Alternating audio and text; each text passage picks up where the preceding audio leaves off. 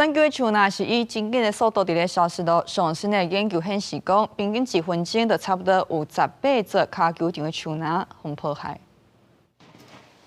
渔业得要进入野火烧团高峰期，为了预防，政府当全力避免过去这几年的惨况搁再发生。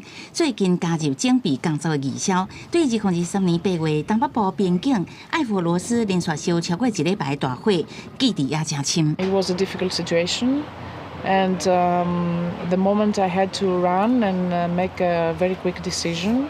Of course, under the instructions of George. 根据上新的研究显示，去年热带雨林大规模受损，每分钟拢有相当18个骹球场大小面积互人破坏。其中有真大原因是气候变迁引起火灾造成的。地壳全球森林观察表示，去年全球拢总失去67000平方公里的珍贵原始森林，面积相当是2个台湾，也是2个比利时大小。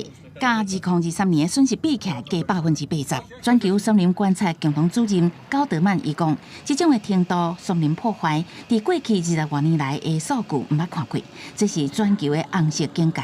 野火烧团处理其中一半的雨林流失，也是头一届超过农业因素，将会造成破坏雨林的主要原因。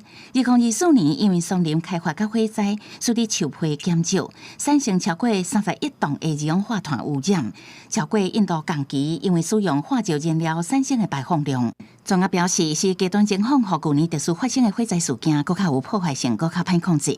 大量烧化石燃料，热带森林乌未开垦。巴西总统卢拉想要减少 森林灾损有进展，不过因为农业扩张的威胁，巴西要伫11月热带城市贝伦举办联合国气候峰会，森林保护也是重要议题。公司新闻吴文玲编译。